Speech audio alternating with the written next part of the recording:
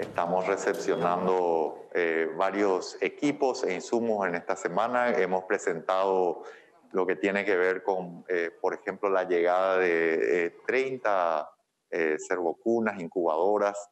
También hemos recibido 36 respiradores que están siendo distribuidos y que están siendo convertidos rápidamente en nuevas camas de terapia, aumentando el denominador de estas camas y ofreciendo mayores terapias. En la semana también hemos recepcionado el pago de la aseguradora Patria, que tiene que ver con la compra por vía de la excepción, el número 36.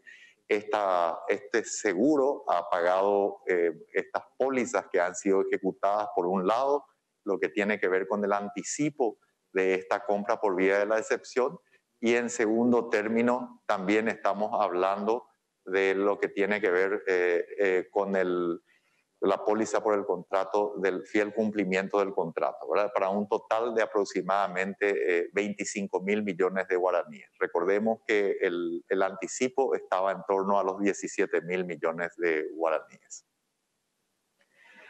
Bueno, en otro orden también, en la semana estamos recepcionando, creo que ahora estamos resolviendo el problema del... Muchas gracias.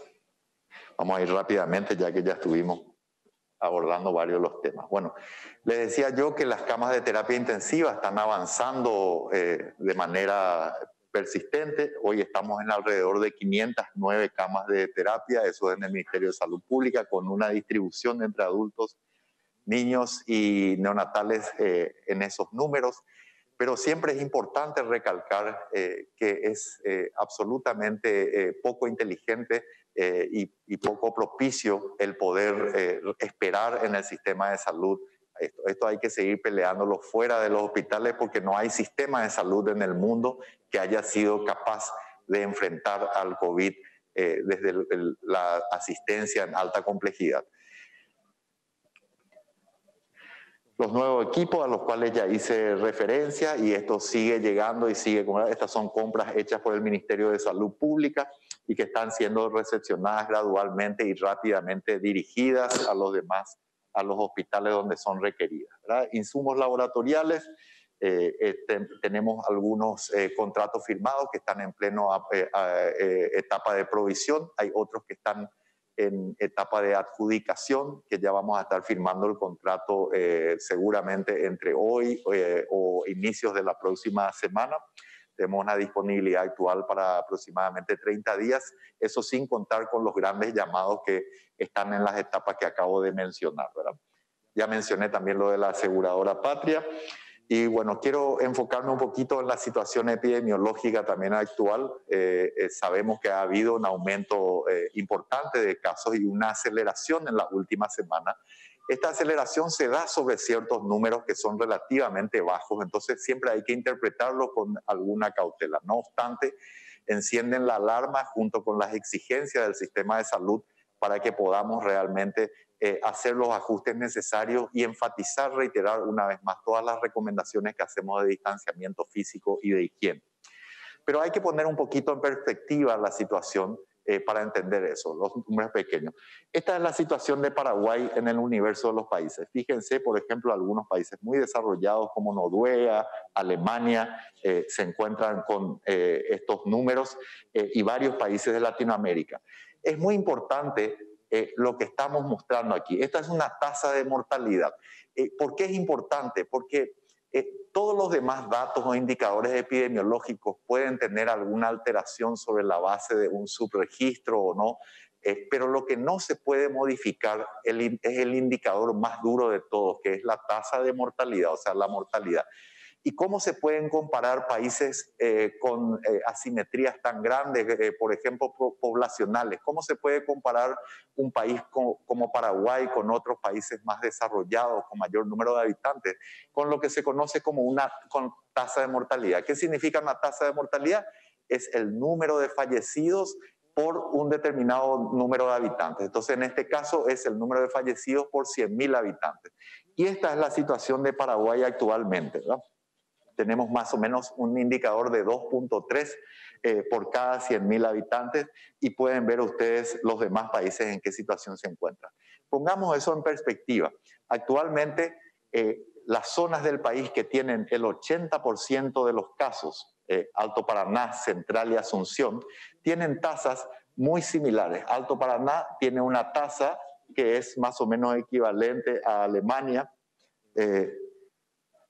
Lo demás, la zona de Central y Capital tienen una tasa equivalente a lo que es, por ejemplo, Noruega, ¿verdad? Entonces, y si hacemos una comparación, incluso promediando lo que tiene que ver con Asunción y Central, tenemos una tasa cercana al promedio del país. Entonces, ¿qué queremos reflejar con esto? En primer lugar, cuál es la situación en la que estamos, ponerla en perspectiva, y también señalar por qué la situación es distinta en Asunción y Central de la que es en Alto Paraná, aunque los números en términos de aceleración sean siempre preocupantes, y sobre todo también en términos de la exigencia del sistema de salud.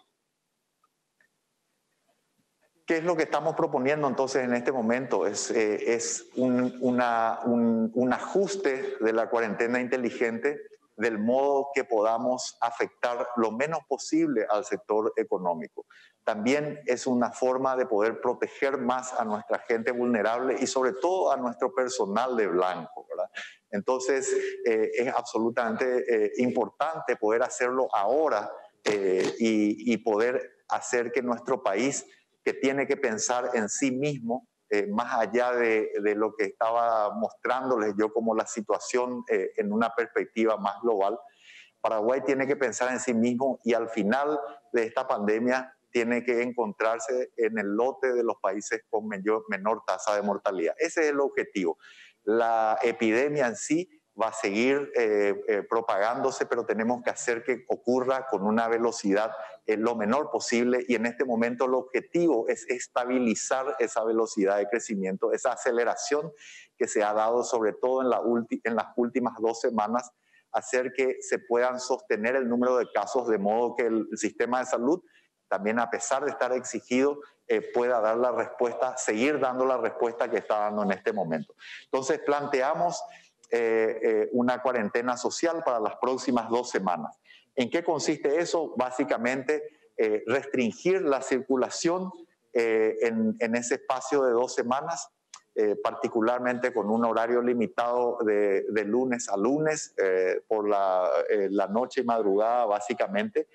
También hacemos hincapié específico en lo que tiene que ver con la venta de bebidas alcohólicas. ¿Por qué la venta de bebidas alcohólicas? Porque es claramente un catalizador de la relajación en el ámbito social, donde contundentemente la mayor parte de los contagios se producen.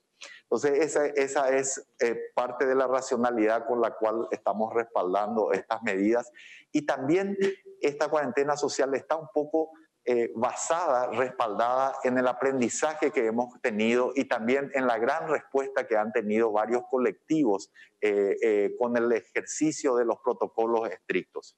Otros componentes de esta cuarentena social tienen que ver con el transporte de mediana y larga distancia los fines de semana, que la idea es restringir el desplazamiento fuera de Asunción y Central, limitarlo al máximo, de modo que podamos también evitar la propagación del virus. El Paraguay tiene muchos puntos, brotes del virus en este momento. Muchos de ellos son de pequeña envergadura, otros son de una envergadura mayor, pero la idea es tratar de enfocar, concentrar nuestros esfuerzos para limitar las áreas donde haya una propagación viral sostenida, como tenemos hoy en 2 departamentos y en Capital.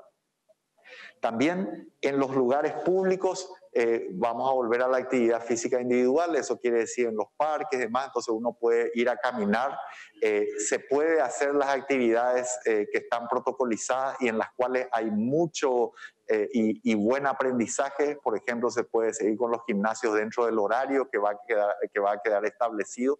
Instamos también a que sigan haciendo educación todos los referentes de los distintos colectivos para poder manejarnos con seguridad dentro del protocolo.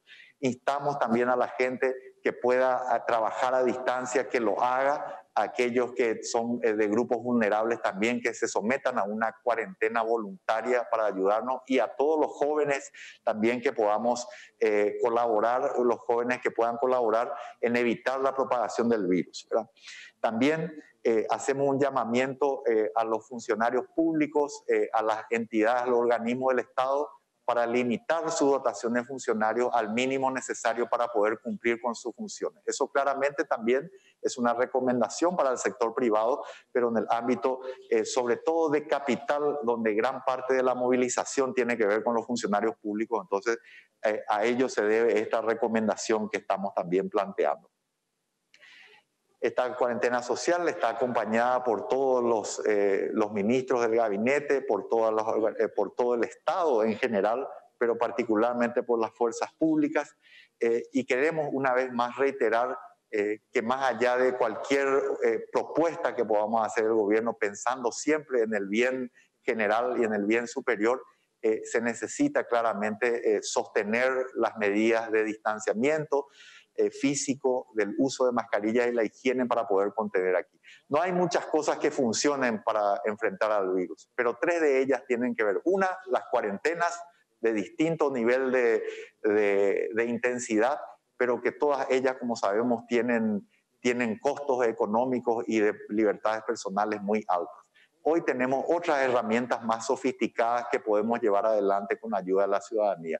Lo segundo es el testeo, el rastreo que el Ministerio sigue haciendo, y más allá de sus dificultades con las cuales pedimos disculpas también, que hemos tenido un par de semanas difíciles en ese sentido, más allá de eso, el Paraguay es el segundo país que hace más testeos por cada contacto positivo.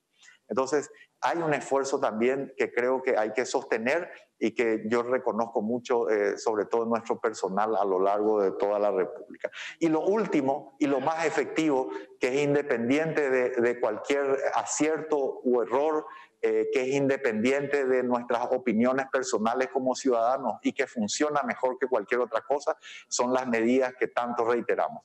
Está en nuestras manos y en tus manos mantener la distancia, usar mascarilla, lavate las manos, y para las fábricas, para el ámbito económico, trabajemos en cuadrilla para limitar los casos que se van a ir presentando.